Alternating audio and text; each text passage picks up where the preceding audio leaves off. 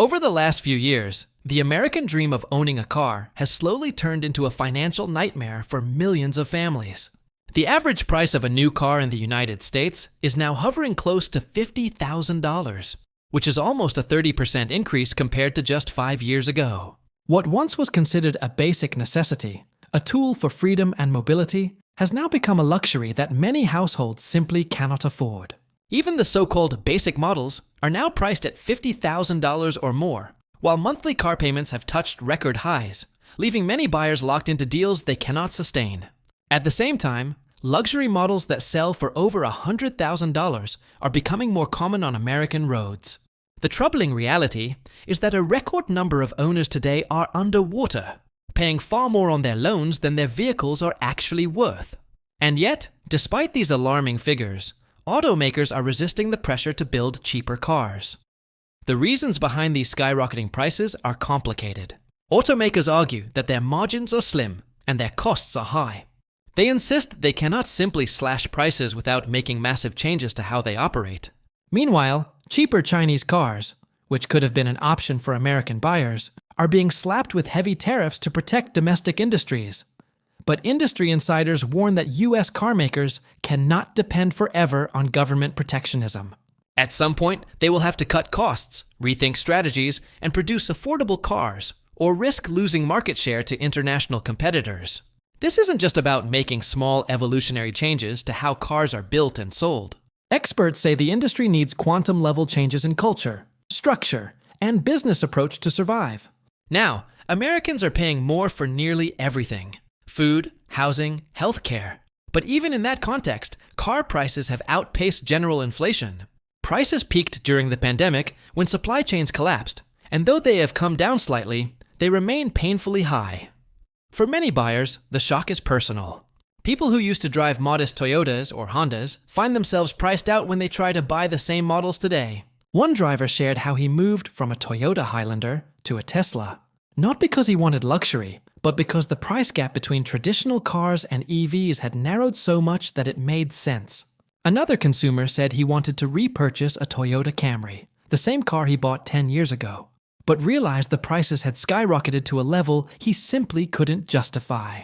So what exactly is considered an affordable car today? According to the Center for Automotive Research, that number sits at about $25,000. But here's the catch. Fewer than 10% of new cars today fall below that price point. Just a few years ago, before 2018, cars under $20,000 made up nearly 1/5 of the market. Today, they have practically vanished. No car sold in September 2024 had an average price under $20,000. Only 6 models were under $25,000. Meanwhile, sales of new cars priced above $60,000 have surged dramatically. Automakers are choosing to cater to wealthier buyers who want bells and whistles, while ignoring the huge middle-class market that just needs a reliable, cheap car. Many analysts believe this strategy might be a serious long-term mistake. How did cars get so expensive in the first place? Factor number 1 is the rise of the SUV. Americans have developed a strong preference for bigger cars, and automakers happily followed that demand. Back in 2009, SUVs made up only about 30% of sales. By 2019, they crossed 50%. SUVs are more profitable to sell, even when they share the same platforms as smaller cars. When Ford launched the now discontinued EcoSport, its price was $4,500 higher than the Ford Fiesta, despite the two sharing many components. Automakers realized that bigger cars equal bigger profits. Factor number 2 is the shift in priorities. Legacy automakers like GM, Ford, and Stellantis have openly admitted that they are no longer chasing high sales volumes. They are chasing high profits. For companies like GM, especially under CEO Mary Barra, the strategy has been clear. Cut low-margin sedans and focus on vehicles that deliver higher returns. Investors have pushed this approach aggressively. In 2023, profits at GM and Ford were the highest in over a decade, while Stellantis reported record earnings. But this profit-first mindset means abandoning the affordable car market almost entirely. To fund the transition to electric vehicles and new technologies like autonomous driving, automakers are squeezing as much cash as possible from their internal combustion engine lineup. Factor number 3 is the coronavirus pandemic. Production shutdowns, supply chain chaos, and microchip shortages drastically reduced supply. Dealers marked up prices, and manufacturers followed suit. Even after the pandemic eased, affordability never recovered. Automakers chose to protect margins rather than slash prices, leaving buyers frustrated. In fact, dealers themselves have been begging manufacturers to give them more affordable cars to sell, but those requests often fall on deaf ears.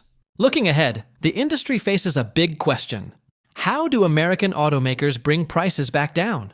There are reasons to be cautiously optimistic. EVs are gradually becoming cheaper as battery costs fall, and new technologies like skateboard platforms spread expenses across multiple vehicle sizes.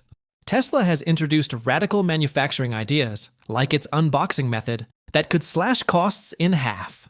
Automakers are also exploring partnerships, sharing production lines, and consolidating operations to cut overhead. For example, a Chinese EV giant like BYD could partner with a US brand, assembling vehicles in Mexico, to cut costs while entering the American market. On the policy side, the US government is trying to support the domestic auto industry with subsidies, tax credits, and tariffs. But these policies often change with each administration, making long-term planning difficult for car makers. In contrast, China has pursued a consistent EV policy for over a decade, fueling its rise as the world's EV leader. Ironically, many of the technologies that gave China this edge, like lithium iron phosphate batteries, were originally developed in the US. The challenge gets tougher when you look at Chinese competition. Even without subsidies, Chinese EV startups often enjoy a 30% cost advantage over American automakers. They move faster, adopt software-driven designs, and rely on virtual testing to cut time and expenses. While US and European brands take around 5 years to develop a new model, Chinese brands can do it in 3 years, or in the case of new energy startups like BYD, in just 18 months. They are willing to take early losses, release imperfect vehicles, and iterate quickly to gain scale. American automakers, pressured by short-term investors, simply do not have the same tolerance for long-term losses. The reality is this. For US automakers to compete and bring prices down, they need radical transformation. Incremental tweaks won't be enough. They need to rethink organizational structures, supply chains, manufacturing methods, and even cultural mindsets. Without bold changes, the cost gap between Chinese and American cars will remain. And if that gap persists, the middle-class American buyer, the one who just wants a reliable $25,000 car, may have to turn to foreign brands or give up on buying new cars altogether.